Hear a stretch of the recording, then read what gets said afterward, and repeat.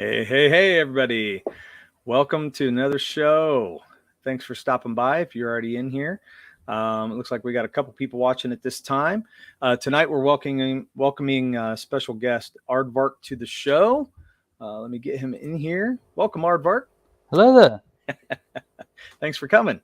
Yeah, thanks for having me on again. Yeah, this is the second Yeah. time I've been here, so dropping by. Don't mind dropping by. Yeah. Yeah, man. Anytime. You're welcome anytime.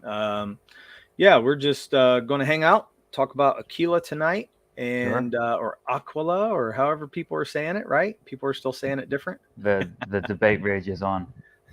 I thought the poll that we did would have been definitive, but it's just invoked even more controversy. Oh my gosh, that's so funny. So yeah, that's cool, man. I mean, who cares, right? As long as they're talking about it, I think that's what's Yeah. important. So Yeah. that's the thing. Well, let's welcome Crazy Mad to the show tonight. Welcome, Crazy Mad. Mo Biggs is in the house. I'll be back when Bancroft's premiere wraps up in a minute or two. We got Good Stuff Comic Skater. Hello. And that might be it for right now in the chat. Man, with all the people who are streaming all the time now, Yeah. we've lost a lot of viewership, and people are just bouncing all over the place for a few minutes. So people come and go, and that'll be all Yeah. right. But yeah, it's a little different than what it was a few months ago, even. So You don't really want to be double dipping, you don't want to be in two places at once, because then it seems like you're not listening to one, and you know what I mean. yeah. Like, I mean, I just wish people would pick a night, but there's just too many channels right now, and I don't think right. they can. And then other people are trying to build their numbers, so they're going like every night. Yeah. And Oh, I think we've got a technical problem. yeah, am I chopping out? Yeah, You guys there? You guys hear me? Okay. you've paused, you've frozen. Oh, you're back Man, now. am I back now? Okay. Yeah. Yeah, Okay. my signal keeps going in and out, and I don't know why. So I hope we don't have a rough stream, but it's been doing that to me lately. So just let me know if it happens again. But yeah, so anyway, welcome to the show. I think what we'll do right now is we're going to go up to Crazy Mad's question of the week. Where is it? It's right up here. Question of the week. Would you rather fight an angry 15-foot anaconda to the death or 15 angry koalas to the death? I would fight the anaconda. Tell us why. Like the mythical kind of slaying of the dragon. You just need one fell swoop across its One neck, swoop. Okay, and yeah, it's that's done. great. 15 So 15 visually, koalas. yeah, Even visually doesn't the even have snake to looks be better. doesn't even have to be in its throat or anything. Just cut it in half anywhere, and it's done. Like he said 15 foot long. He didn't say how girthy it was. That's true. Like That's very true. so. Like if it sharp enough sword, sharp enough machete. Right? But Yeah. the unless he's talking like with barehandedly. Yeah. If Okay. it's bare hands, then I don't know how many times can you wring a anaconda's neck before it breaks. Can you wring an anaconda's neck? That's the question. So Well, we need to ask an Australian. yeah, no doubt. So we got the Art and Times of Jay Ryan. Welcome to the show. Thank you for coming by. So I would say I almost wanted to pick the koalas on this one, and it's because I hate snakes. So Yeah, I hate snakes too, but like yeah, I like koalas enough that I wouldn't want to hurt them. that's true, and I like them too. But if they were fierce and angry, you have to take them out. But they're not. Right. Well, okay, I'll give you that one. I'd fight the koalas. I fight an anaconda every time I go pee. Oh, listen to Crazy Mad. Here we go again. Here we go. Mo says, if it freezes again, Dirk, glare sternly at your router over the rim of your glasses as you pull them down. No doubt. No doubt. That's what I'll have to do. It'll work if I stare it down. Yeah, so what's everybody else saying? I'm not seeing very many people. Crazy Mad put that in there. What do you guys have? Wrestling that fire hose. Here we go. For me, yeah, just the fear of snakes kind of takes me out of the whole thing. Is this some kind of like psychological experiment that Mo is unleashing upon us to find out if we've got some kind of insecurities or not? It might be. You mean Crazy Mad? I'm sorry, yeah, Crazy Mad. Yeah, Sorry, yeah. Crazy Mad. Well, it's his favorite thing to do. He puts those questions out there, and sometimes they are quite perplexing. Well, there's a lot of phallic symbolism in the idea of fighting a snake, you know. So I'm just wondering. That is true, and that's where he was going in his comments too. You know, I think in like almost every world culture, snakes are a representation of evil. So, yes. So I think there's some truth to that. That's true. So Good Stuff says, stop peeing in the Amazon or wherever anacondas live. Yeah. You know, he puts up these quandaries every week, and sometimes they're really good, and sometimes you can answer them pretty quick. But I think last week, what was last week's? I can't remember it already, but it was good, and it got a good discussion. And so that's what you do. It just causes discussion, which is great. Part of our lore now. So, I mean, I could punt all those koalas. You could, but would you really want to? Because they're so cute. Yeah, could you feel good about it? I couldn't.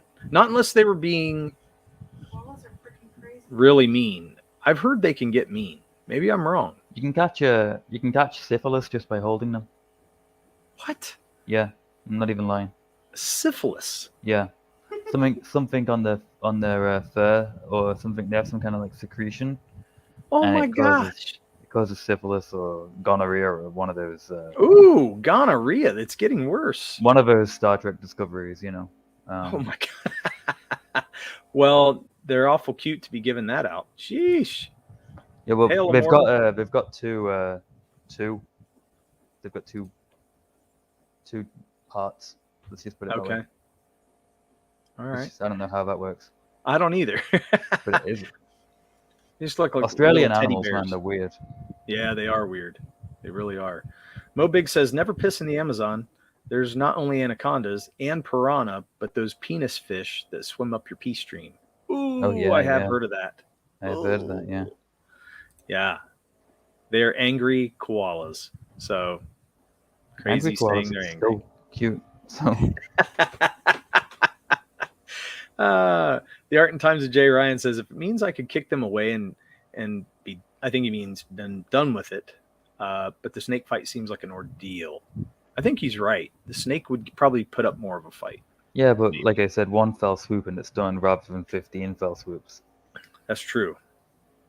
So I heard about those pea stream fish at Mo Biggs. They don't sound fun. Yeah. I mean, that just sounds terrifying to me. I never want to get stuck in the Amazon. That's for sure. So, I mean, that's definitive proof of creationism, right? Because I don't think any animal would. I don't think any animal would adapt to swimming up streams of urine. Like it's like they're so thin. It's such a thin piece of water. Yeah, how does it pick that, right? Like you know, it's very specific, like power. Yeah. So, you know, I think I'm putting the evolution in books away, and I'm picking up the Old Testament again. Yeah, man. Civilization and civilization have progressed together. I love it. That's so good. You can kill a snake with a big stick. I had a friend, and he went to live in Nepal for a few months. Where? He was a bit of a outdoorsman. He went mountaineering and stuff. He didn't do Everest, but he did some of the other kind of smaller ones.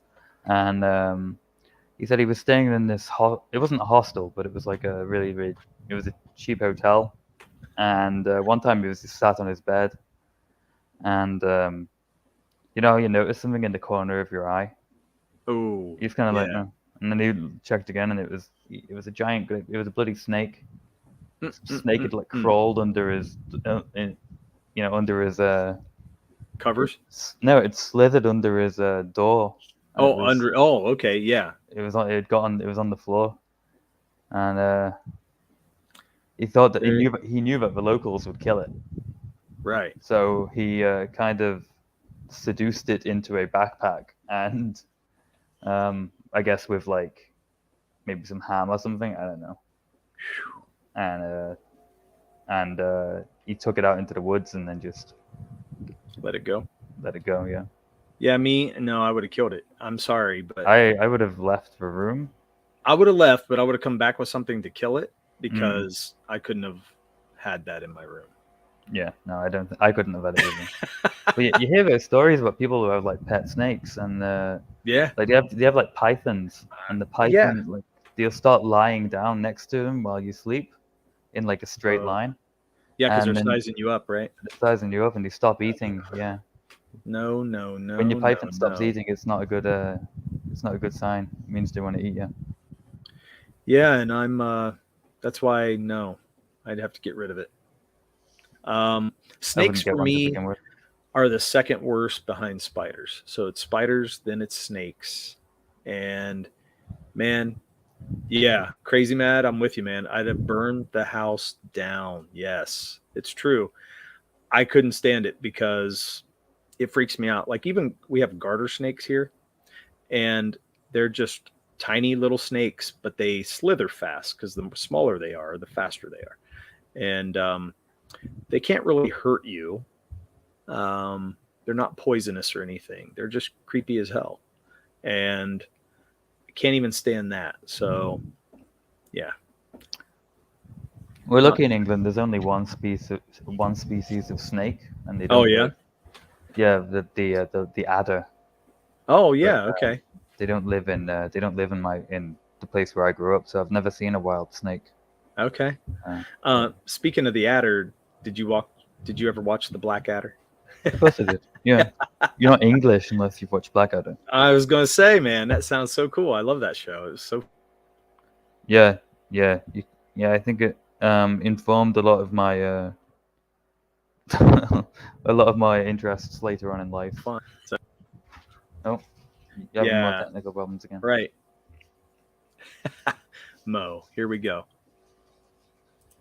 Uh-oh. Am I froze up? Okay. No, you bet. Okay, here we go. Dirk's greatest fears are spiders and snakes. So anyway, when are you planning to head down under to meet Robin Bancroft? Yeah, I think they're going to have to come my way, man. I think that's the way it is. Pay for them to come my way. Yeah, smash that like. Speaking of Death Adder, Dirk still needs to play Golden Axe games. That's probably true. Watch out for the drop bears down under. Isn't Bancroft deathly afraid of spiders too? I don't know. I haven't heard that. He might be. It's legitimate for him to be afraid of spiders if he's Australian. I think so too, man, because I've seen some things down there and I'm like, they can have it. And, my family, they live in Kentucky, which is one state away. So they're about 2 hours away from me. And I love it down there and just nice and hilly and beautifully green. And it's just great. But you get copperheads down there. And then they also have black snakes down there. And my grandfather used to have an old farm. And on that farm, he would keep in his shed, he would keep a black snake in there. And my uncles and my dad, they would run in and they'd be afraid of it. They were like, oh my gosh, you have a snake. And they would try to kill it. And he would yell at them. And he would say, don't kill my black snake. Leave it. It's good. It won't hurt you. And they were like, well, why don't you want us to kill it? And he said, well, it chases the copperheads away. So it actually fought the other snakes. So it's kind of like a farm cat. Yeah. And I was like, oh my gosh, I don't know if I could keep a snake to fight snakes. That'd freak me out anyway. It'd be terrible. So I thought that was an interesting story. In the zoo, you can buy bags of lion dung, and you put it in your garden, you put it in your yard, and it scares away the cats. Oh my gosh, yeah. I don't know. That's weird. I mean, like you use it as fertilizer, but Sure. Yeah. Sure. Yeah, that's interesting. I mean, I've heard that they do that with gardens for other animals too. Like certain flowers and stuff. So Mo Big says, I don't know if Bancroft is afraid of spiders, but there was an incident on the stream when Mrs. B and Clark were trapped in the car, surrounded by deadly spiders, and Bancroft wouldn't help them. It's every day in Australia. Just letting his family go. It's okay. You mean snakes that happen to be black? Oh, I'm sorry, arrogant ape. Yes, you're correct. Welcome to the show, by the way. But yes, I should be a little more careful with my descriptions. So he said, "Don't know if he's afraid, but yeah, what Mo said." Raiden Radio, thanks for coming, man. Keep your hands off my black snake. The first rule of Snake Fight Club, no doubt, man. They can have snakes. I wouldn't be a part of that. So anyway, enough about snakes. I think we ought to get into your book. Yeah. And I like to say Aquila, so I'm going to say Aquila. I'll say Aquila because you're saying Aquila. Okay, great. That's great. But you're allowed to say Aquila or Aquila or however they say it. I don't want to get into that argument again. All right. So yeah, tell us what you want to do. You want to share the page? You want me to share Indiegogo? How do you want to do this? I'll share my screen if you want. Okay. Yeah, that's great. Since you're having technical difficulties. Yeah, I don't know why I'm freezing up, man. It's just coming and going for some reason. I have this pesky fly around here right now too. Okay, right, let's do it. So this is my book, Aquila of the Phoenix God, issue number 1, Nightmare Fuel. It is a science fiction comic about a space cop who is the only space cop in our solar system. Because our solar system is not really important, a lot of aliens hang out in the rings of Saturn and in the Kuiper Belt and the asteroid belt and all over the show, and they treat it as a bit of a pirate's cove. Nice. And in this book, he comes face to face with a gang led by a ferocious space squatch. Oh, all right. Yeah. Now is that Ursats? That's Ursats, yeah. Ursats. Yeah. Okay. What? Go back up to that one page. Is it a gas station that's up there? Yeah. So this it's called Nightmare Fuel for a reason. Okay. Yeah, it takes place in the vicinity of an alien gas station. If you don't mind me saying so, I am very pleased with the name that I gave to the gas station. Gas giant. Okay, I like that. With the planet that it's on, right? Yeah. Now, I like how it looks kind of like a 50s old gas station. Yeah. That was very 40s, much intentional. Maybe. Yeah. So I really like that. Yeah, I kind of got vaguely inspired of when you go to Nevada and then you go towards where Area 51 allegedly is. Yeah. And then you see all like everything's alien themed, but it's also kind of Route 66 as well. Yeah, Route 66. Yep. That's all Americana, man. I don't know if Route 66 goes through Nevada, but it's got that kind of aesthetic. You know what I mean? That old kind of 50s. And so, you see a lot of these cantinas and stuff that have got that kind of Atom Punk kind of ray gun gothic aesthetic. And yeah, I love that. Yeah, but they're all kind of decrepit, and that's pretty much the aesthetic I'm going for with this. Yeah. Yeah, I love that because it gives it like an old school feel, but yet, it's still modern. Future. Yeah. And so it's still great. It's still kind of space age and alien, yeah. which is great, yeah. That's fun. I love the artwork, man. I'm really loving it. Thank you. Yeah, it's phenomenal. I think last time I came on here, we were working with the different artist. I didn't feel that the work was the artwork that I had already paid for was up to scratch. Okay. I couldn't put my first book out being a book that I wasn't happy with, and I couldn't charge people for a book I wasn't happy with, and so I kind of wanted to make a good first impression, and after a lot of deliberation, the book was finished. The book was completely finished. It was lettered. The print PDF file was all ready. Ready to go, and I just wasn't pleased with it. I just kept on finding too many things I wasn't happy with, and we looked into getting it repaired, but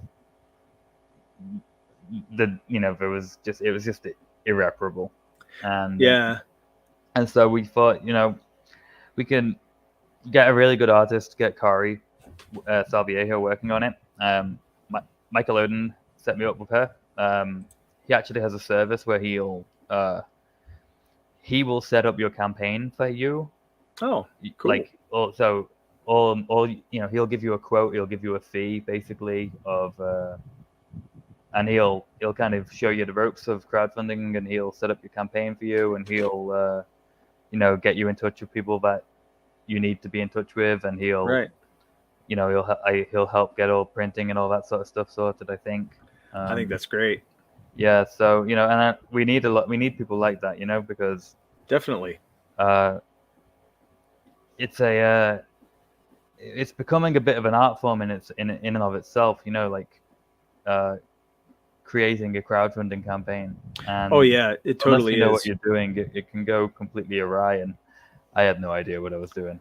And so thankfully I got in touch with Odin, and since then he's just been invaluable help.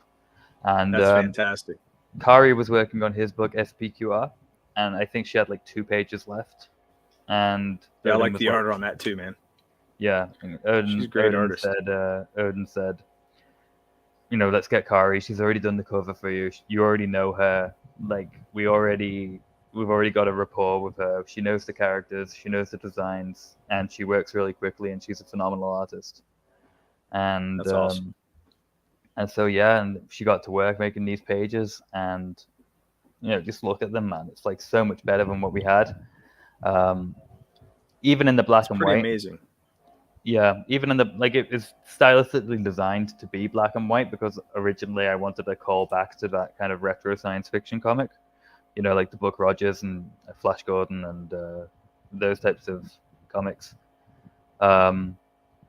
printed in black and white. One thing I noticed. Okay. What do you say? Oh, I'm sorry. I was roboting again. I'm going in and out. I'm really sorry about that. You said one thing I noticed. Yeah, one thing I noticed about her inking, and it's probably just the way she finishes it.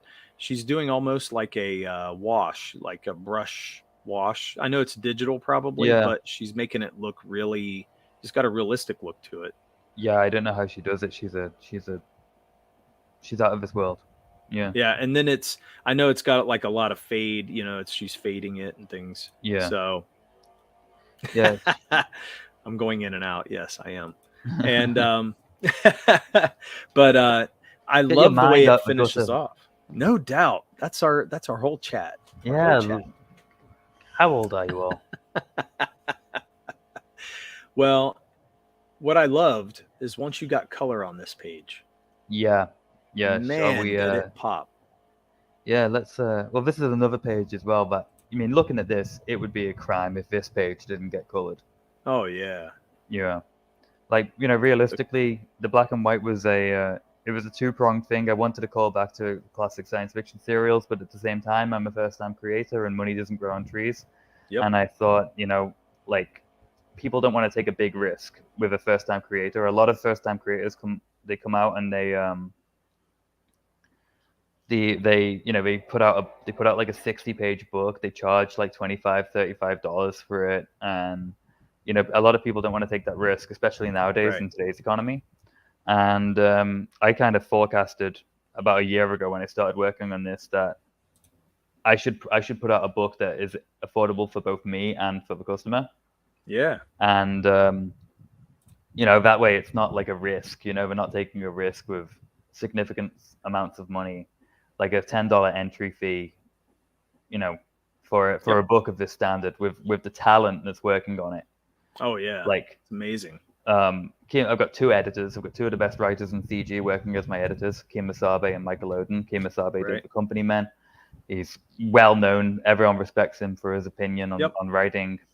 He worked with us. Yeah, he worked with us on Ballad, so he did a great job. And Michael Odin, of course, the genius behind The Embrace, which is just a complete masterpiece of a comic. Speaking of The Embrace, we've got Dean James. Dean did a cover for this book. Which is completely outstanding cover. I don't think I've ever seen a comic cover like it. it's so vivid and so like I don't even know how to explain it. Vibrant. I think that's cool. And that's the one he hand drew, right? And hand colored. He hand drew it. He hand inked it. He hand colored it with Copic markers. So it come. You know, while I'm flaunting it, let's. Let's do it. Yeah, there it is. And yeah. Like, that's cool. I've never seen a cover like that, or at least not in like this century. You know. Yeah. That's fantastic. It's astounding, and the level of detail he put into it as well. Like, you know, look at all the little bumps and stuff that are on Octopus's face and in the gums, and like he's something else, and he keeps on leveling up as well. So he does. I hope to get him back for for the next book, and he's also doing the lettering on this book. So that plus Kari's amazing abilities, you know, there's an excellent team working on the book, and it's well worth $10. $10 minimum, $15 for the extended edition, where you get some additional pages. You get like a visual dictionary kind of page with a diagram of Aquila with, you know, little arrows pointing to what all the bits on his suit do. I think people would really like that. Some backstories about the characters, about the aliens. Little fact files kind of things, and also some, you know, what would you even call it? Pre-production art, I guess, concept art. You'll see my original sketch of the Roman soldier character that somehow turned into a space cop, and you'll see Kemosabe's because he worked on helping me design these characters too. Yeah, I saw some of those draw streams. Yeah, you'll see some of his some of the like early Aquila artwork, I guess you'd call it. Yeah, that'll be great. I think for that, you know, for that price point, and for us, I mean, for Ballad, it's only a 30-page book. How many pages did you say this was? 24. 24? Okay, so it's a standard comic, you know? Yeah. Ours is just a little bit more than a standard comic, but still not very many pages. That what a lot of people are, you know, used to in CG.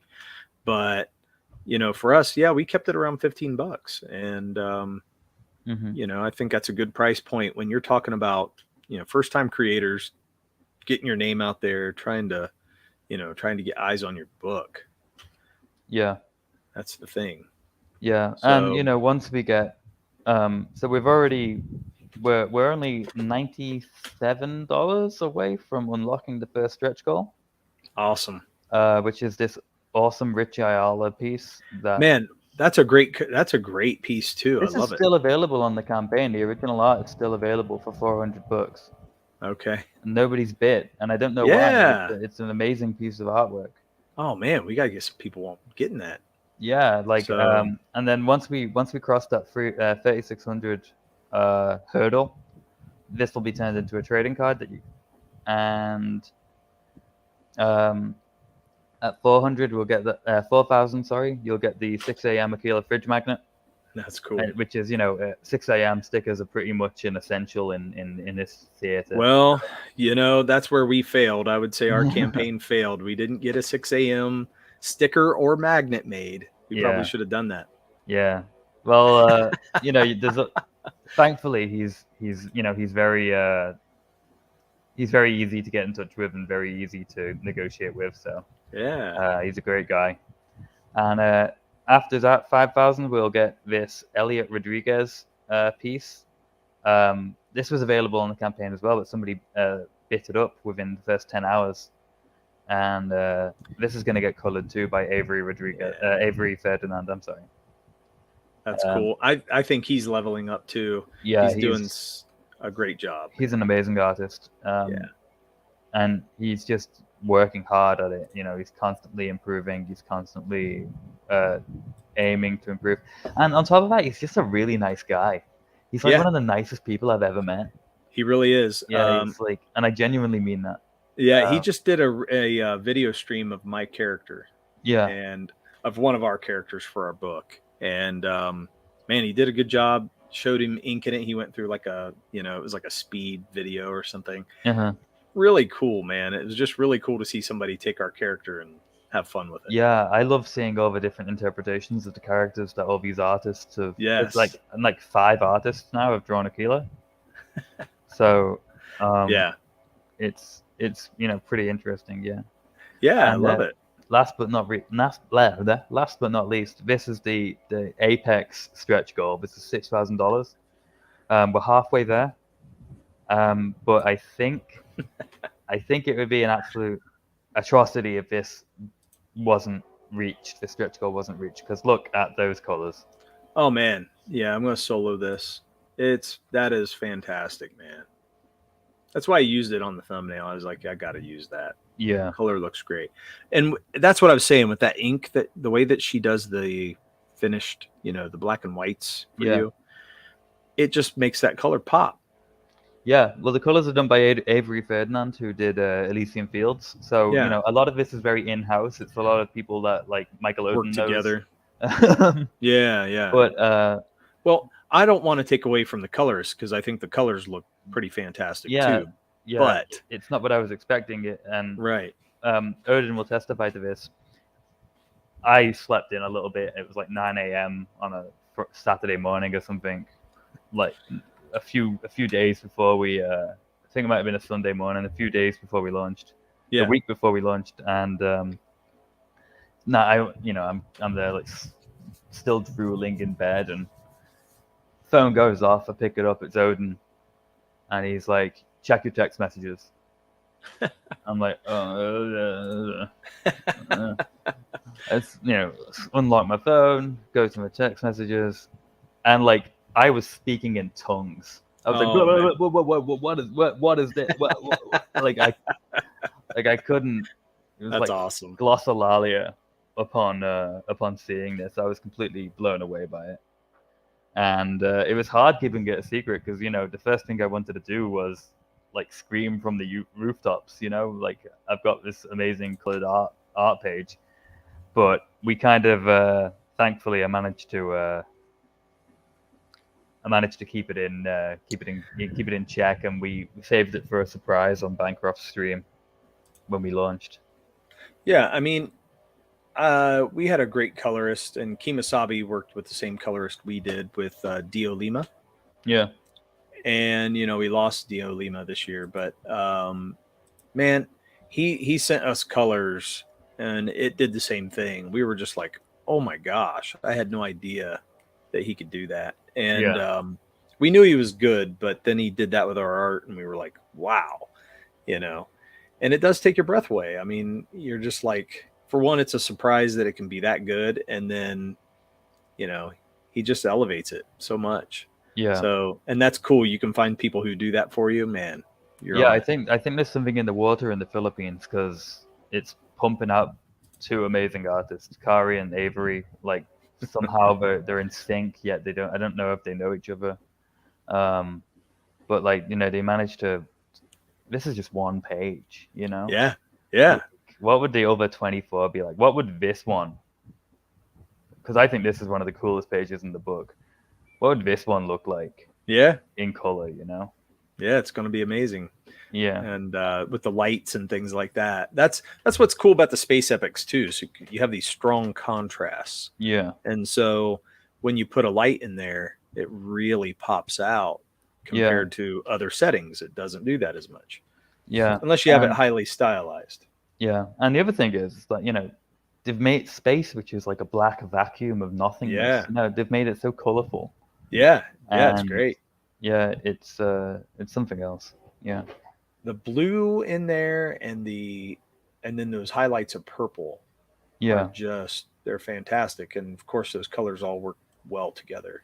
I was just in love with the shade of blue he made Aquila's uniform. Yeah. It is cool. It's such a look, like, and everyone does it a different shade of blue. Like you'll see at 6 a.m. he's got it as more like a sky blue, which is fine, which is fine. Rich did it a kind of, sky blue verging on teal. Sure. Like Dean did it a kind of royal blue. So, and Kari, let me find Kari's Aquila. Kari's did it almost like a sort of cornflower right. blue. So like, it's nice seeing all these different blues, all these different interpretations of the character. But they all work too. Like they all work, yeah. Yeah, if you set them all side by side, I love that. I think that standee looks awesome. Yeah, that was actually that was actually a splash page that Kari wasn't pleased with. I was like, "What do you mean you're not pleased with it? It looks great." She was like, "No, I can do better." I was like, "Right, well, I'm not letting you throw it out, so send it over my way. We'll recycle it." And so we sent it over. We sent that over to Avery as well, and he just turned out this absolutely spectacular standee. Yeah, I love it. The straight on, it's kind of straight on, but it's a great view of the whole character, and I think that's amazing. You don't get many looks of a character like that, Yeah, they're usually like bent over, they're angled down a lot, and it's nice to see that. Yeah, well, I really wanted like a very strong kind of sheriff, very like Lone Ranger-esque. Yeah, because that's the situation he's in.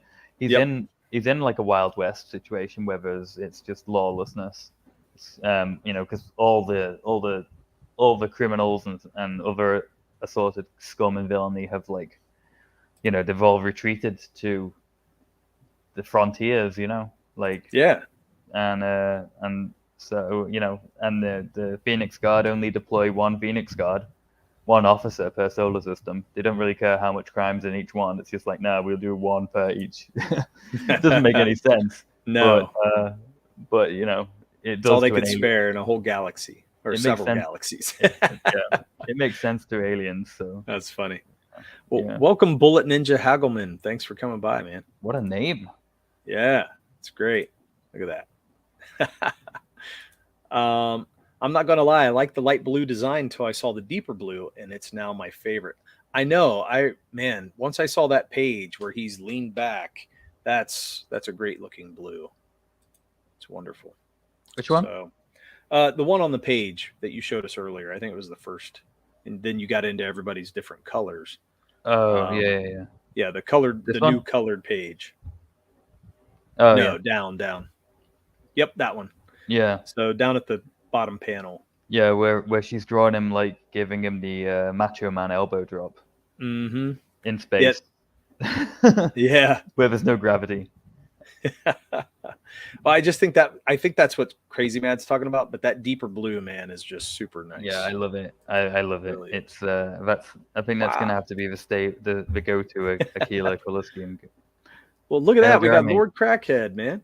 Thanks. Yeah. Jeremy's in the house. This campaign wouldn't be where it is without Jeremy. He's done so much to help put it over. I mean, everyone in this chat, I think, so far, have all backed it. And Crazy Mad, the high roller, he bought that awesome. He bought that Dean piece within seconds of launch. Oh man, that's cool. That is really cool. Yeah. And so Crazy Mad's confirming that's the panel he likes too. That's a color he likes of. Yeah. Well, like I said, if we can get the entire book done like this, it would be. There's not many. There aren't many space epics out there right now, are there? Yeah, but I mean, it's not really an epic. It's very kind of small scale, but. Oh, is it? Okay. Like my whole thing about this series is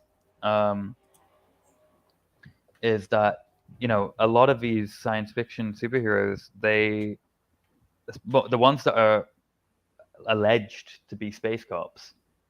Oh wow. You never see them doing space policing. They're always like fighting great big galactic cosmic entities and universe-ending threats, which is fine. There's a place for it. But I thought there was also a place for. Like a beat cop. A beat cop who's facing off with aliens. I thought that would be a really interesting. It story. Is. And he's a loner, so. Yeah, he's on his own. Yeah. That's not to say that it's not action-packed. It's not exciting. It's not.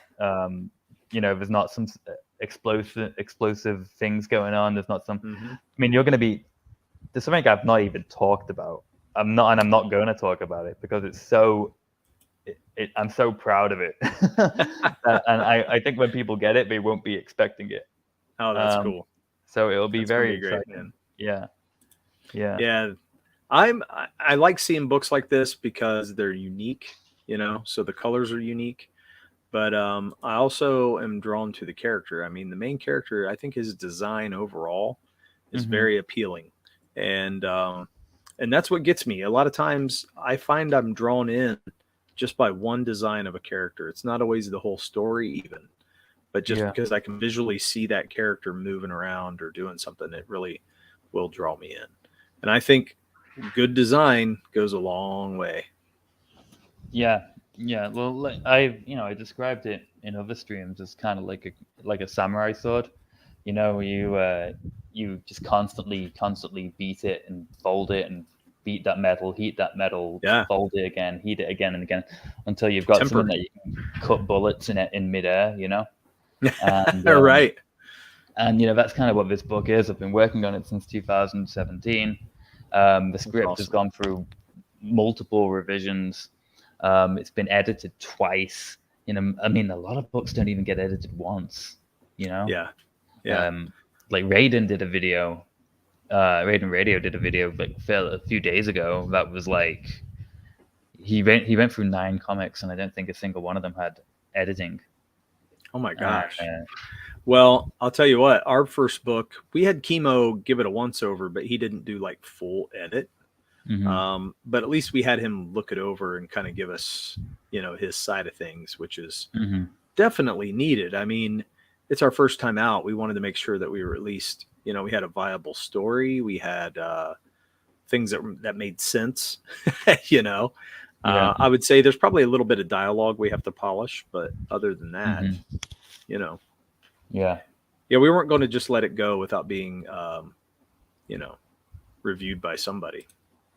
Yeah, and so it's always good, it's always good to have that kind of second pair of eyes on anything that you really write. A lot of people send their resumes to friends or to colleagues to double check, before you send them out to a job. That's kind of, it should really be second nature to a lot of people. But I think there is something very intimate about writing fiction. And I think for a lot of people, it can be quite difficult for them to hear criticism. And when it comes from an editor as well, a lot of people, they really kind of they stick to their artistic vision, so to speak, and they're kind of unyielding a lot of the time. But I'm not really like that. I kind of respect, like I said, the people who I've got editing my book are prolific, like Kemosabe and exactly. And Odin, so. Well, that's partially why I picked, Kemosabe. I knew he was writing a lot, and talked to him and heard what he was up to. And then when he threw his hat in the ring for it, I was like, okay, it looks like we're probably going to go with Kemosabe. And I trust him. I mean, he's definitely done more than I have, and and he's definitely a better writer than I am. I'm not a writer, so you got to go with those people who are experts in their field. Oh, he's a writer. He writes in his sleep.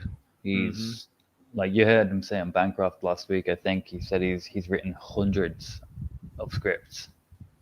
Yeah. Which is blimey, Right. Like, Jeremy says criticism isn't easy to take for everyone, but I do think it's something we need more of at times. Yeah. I agree. Criticism is very tough. I feel like, even not hearing anything can be a hard criticism, because then you wonder what people are actually thinking, Yeah. And that sometimes bothers me more. Yeah. For all of his faults, Neil Gaiman said something on the trailer to his masterclass. I didn't actually watch the masterclass, but I did see a trailer to it, and he described writing as, that part when you finish it and you're ready, you show it to people. It's kind of like he described it as standing in the middle of Times Square naked and hoping nobody says anything. Yeah. Like, that really stuck with me, because there is something very exposing about. Yeah, you're on the spot, man. Like, it's all or nothing at that point. So, but like, we got Bancroft in the house. Hail. Thanks for coming on, man. Yeah. Hail, Bancroft. Thank you everything that you've done to help elevate this campaign. Man. Michael, it's we wouldn't have had the success that we've had so far without your without That's awesome. your doing. But what I was going to say is that yeah, it is very it's very exposing as a writer, you know. But before I went into Bancroft's stream, like when I went in, he was like, "How you feeling? How you doing?" And I was normally I've got quite a jittery personality, and I tend to get a little anxious about things. Oh but man! Like for the week going into this, I was so calm. It was unbelievable. Like, because I'm confident in the team I've got. I'm confident in the book I've got. You know. I think that's great, man. You know, I was so nervous when I went on Bancroft. I had to I was shaving my head, you know, beforehand. Yeah. And I ran the razor back on my head and I took off a piece of skin probably an inch wide. Oof. And so that's how nervous I was, because I was just like, oh my gosh, you know, this is it. Yeah. And it was fun, but it was nerve wracking and it was scary, but it was like, we're just taking the plunge and going with it. And yeah, that's like, you're like the reverse Kemosabe. Like he grows his facial hair an inch before he goes on a stream. Yeah. I wish I could grow it like that. Mine was getting there. It was getting pretty long. I cut it all off this summer. So, but Bancroft says, "My pleasure. How close are we getting to this colored?" All right, so we are currently sitting at 3,507. The stretch goal is $6,000 for the coloring. We're actually only $93 away from getting the first stretch goal, that Rich Ayala trading card. Wow, that's awesome. $93, everybody. Let's go. Let's go. That's one. You could buy the Space Defender pack, which is $65. In which you get both. Hold on, let me just double check before I false advertising. Right. You get the Interstellar edition, which is. Oh wait, no, that's the wrong button. You get both versions of the book. You get a collector's box. You get a Phoenix Guard pin. You get a Black Skull Gang patch and an Aquila standee. Which, let me just. There's the box. There's the box in all its glory. It's got that beautiful wraparound cover by Kari.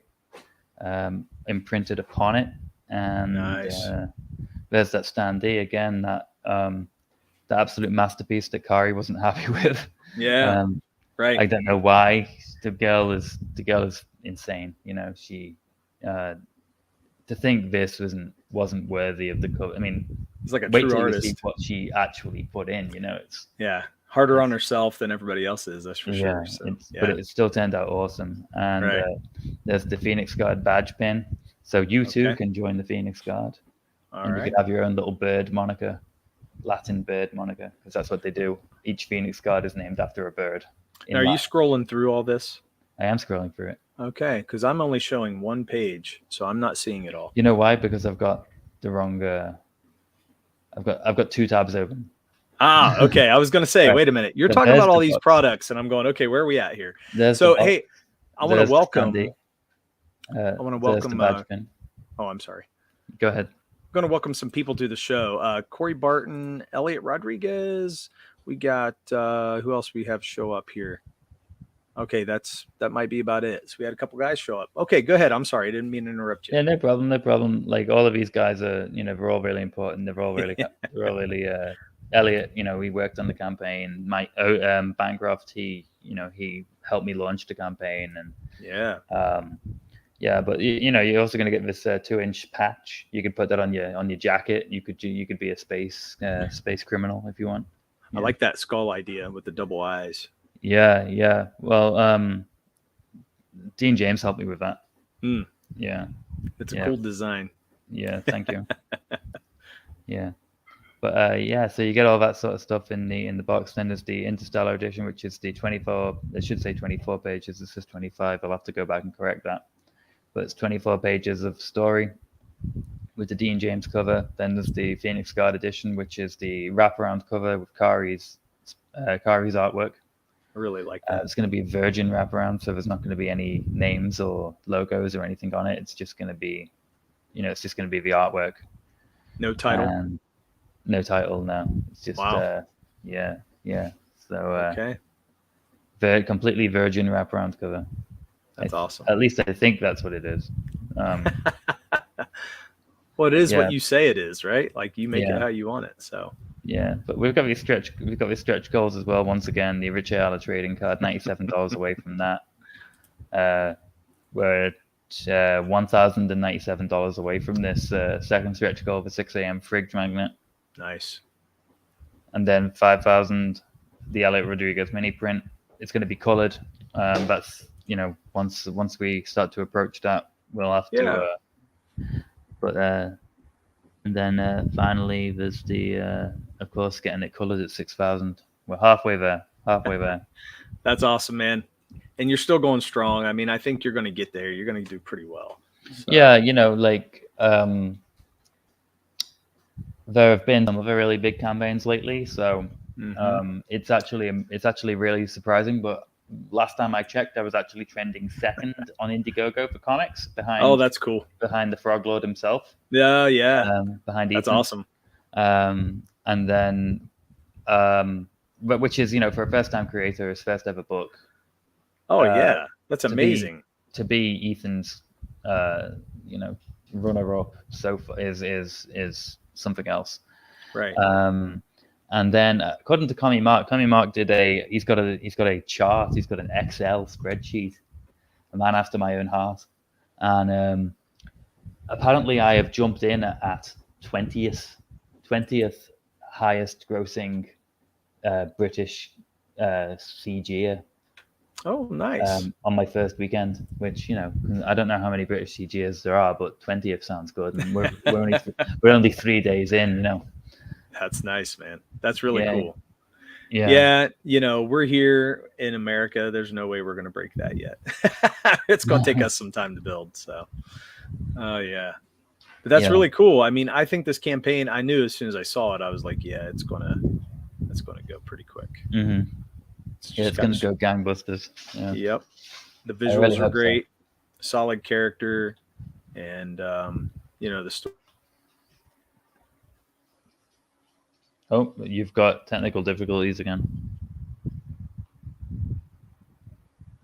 Story's full. So we're getting close. I'm sorry, I pop out. Yeah, you're robotic. Sorry about that. Can you hear me now? I can hear you now, yeah. Yeah, so something going on with my signal because now I have like a full signal, and there for a second I didn't have any. So I don't know what's happening. It's the aliens. They don't want to. I know. They don't want to get. They don't want Aquila to succeed.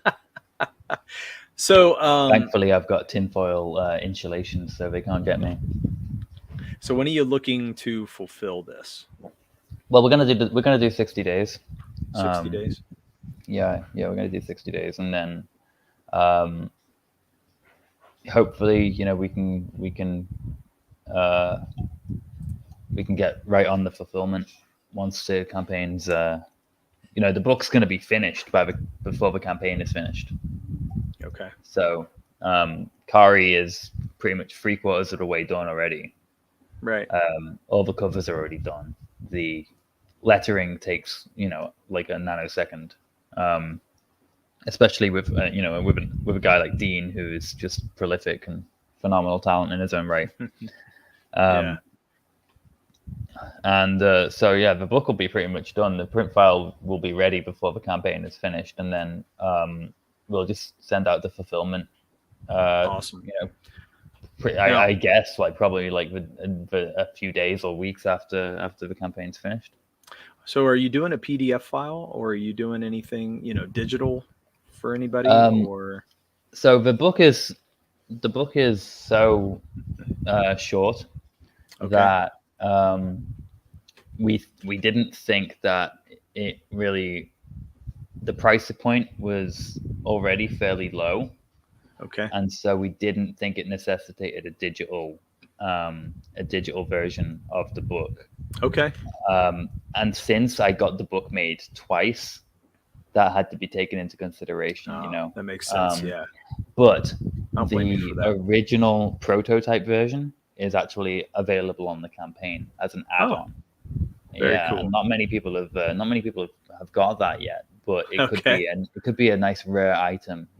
Yeah, I think it's cool. Yeah. So you'll be able to compare and contrast. It has an alternate ending. The Kari version has got a much bigger and more bombastic ending. Oh, nice. But the original still got a really kind of, quirky finale in and of itself. And I don't know how many books out there have actually got alternate endings. I think might be a first. Yeah, I know. I think it's great. I can only think of, well, I mean, famously, The Watchmen has an ending in the comic, and then the movie has another ending, right? yeah. But I mean, that's but not in the comic. They weren't both done by Mr. Moore, They weren't both done by Alan Moore. Right. Yeah. That's pretty cool. Yeah. So like I said, I've got a great team working on it. It's an absolute bargain, Sorry, my dog is going insane. It's spotted a fly. Oh no, you're fine. Every stream, just about my dog will bark at some point, so don't worry about it. No, my dog's not really barky, but she spotted a fly, and so she's pursuing it throughout the house. But flies can fly, and dogs can't. So right. She's that's keeps all on good, taking man. my attention away from. Yeah. Well, we're reaching the top of the hour, so I just wanted to make sure. Did you get everything? Have you covered everything that you would like to cover? I just said, thank everybody who's back so far, everyone who's supported me. The level of kind of promotion I've people who have been given, people who I don't even I don't see in chats, people who I don't know on a kind of one-to-one basis. Yeah. They are sharing this campaign far and wide. I'm getting high praise about the art from people who they aren't in the chats, they aren't in the DM groups, just people kind of off the internet who are interested in the book, and they're really excited about it, and going the extra mile to help support the channel. And of course, all the people that are in the chat, sharing the link, spreading the word, retweeting my hourly kind of promotional tweets that I'm putting out, getting the word out. I really appreciate all of it, and I hope I can repay you all with in fact, no, I know I will repay you all with an absolutely outstanding book. I think that's great, man. It's good. I mean, that's the kind of thing we like to hear. I mean, I want somebody who's dedicated. That's what I look for. So not only the characters and the colors and everything, but man, to me, there's so many people in CG that I like. It's hard because it makes me want to back everybody's book. I can't always do that, but it makes me want to. And but I definitely want to back this one. Oh, so, I appreciate that a lot, man. Yeah, man. Thank you so much. Well, I wish you the best. I think you're going to do awesome. And we're reaching the top of the hour, guys. I think we're going to end the show here. We're going to end on a high note.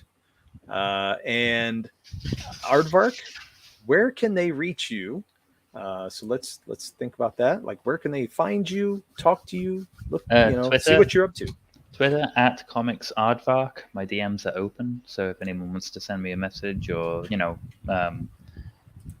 commission any work from me or just kind of find out more about the campaign, you can just hit me up on there.